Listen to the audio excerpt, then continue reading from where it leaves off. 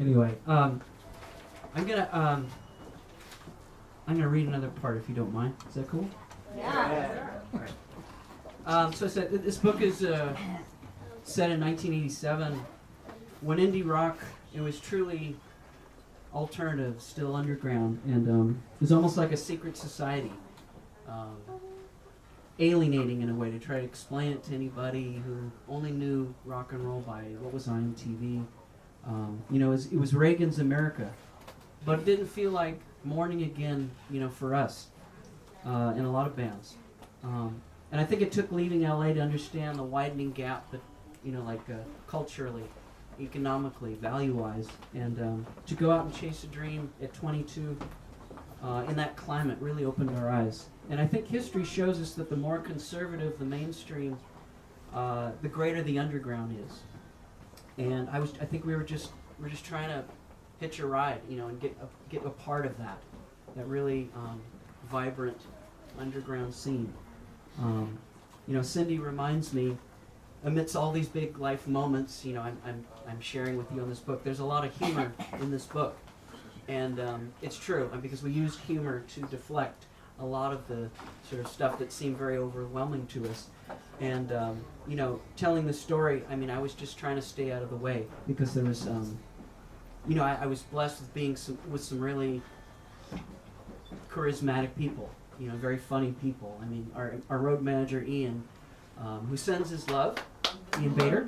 He's a great dad, great teacher, high school teacher up north. And George, a real rock star of the classroom at Dartmouth right now. But these are really funny people. And so I really did my best to try and share some of that. And so, anyway, this next passage, one of my favorites, we're only a few days into the tour, and we had to bunker down in Seattle for a weekend. And it ended up being kind of an interesting weekend with Ian's cousins. Here we go. Day 5, 8/1/87, Seattle. Our Canadian work visas aren't good till Monday, so we're stuck in Seattle through the weekend. We're staying at Ian's cousin Mindy and her husband Sandy's place. When we stumbled in after the gig last night, we didn't realize what a huge place they have. An impeccably clean split-level house in a deathly quiet suburban neighborhood about a half hour outside of Seattle. Matching Beamers in the driveway, perfectly manicured garden in the front, and a backyard lawn a football team could practice on. Inside, sculptures, paintings, expensive rugs, immaculate furniture, and a home theater with a massive big screen TV. It's like a museum, pretty to look at, but you're afraid to touch anything. Ian sets up headquarters at the kitchen table and makes calls all morning as the rest of us eat Cheerios and nurse cups of coffee. As I chomp away at my cereal, I open the front page of the Seattle Times to the side of the biggest goddamn tornado that just hit Edmonton. 27 killed, hundreds injured. Guess where we'll be in a week. Mindy and Sandy are your basic 80s, straight out of Central Casting. They're both in Izod Lacoste shirts, collars turned up, Sperry topsiders, no socks. Even their dog is a yuppie. They named it Roderick, for Christ's sake. It doesn't take long to discover we're living on a completely different planet. So, you guys are in a rock band, huh? Sandy asked, pouring himself a cup of coffee. What's this, like a summer project or something? Well, look at each other, not sure what to say. Ian, embarrassed for us, jumps in. They're on tour promoting their record. You should see. They're getting great reviews, and last night they packed the place and had it rocking. Gosh, that's so great, Mindy jumps in. We have some nice places here in Seattle. Sandy, where was it we saw REO Speedwagon? That was so fantastic. A little loud, but the laser show was amazing. We're kind of on a different grid, I say, basically slugging it out in the clubs.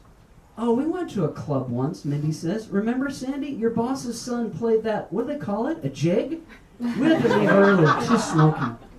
A gig, Ian says, looking like he's decomposing right in front of us. Oops, Mindy starts laughing way too hard. A jig, well, there was dancing. Man, it's like talking to aliens.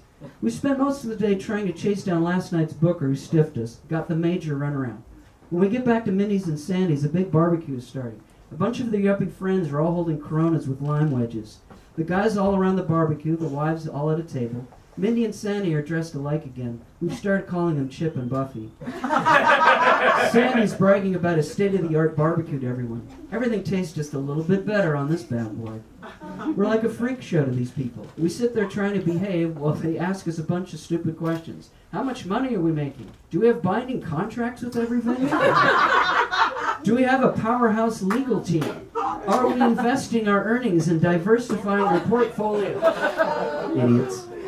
I try to explain the DIY Creo when suddenly Sandy erupts like he's had an epiphany.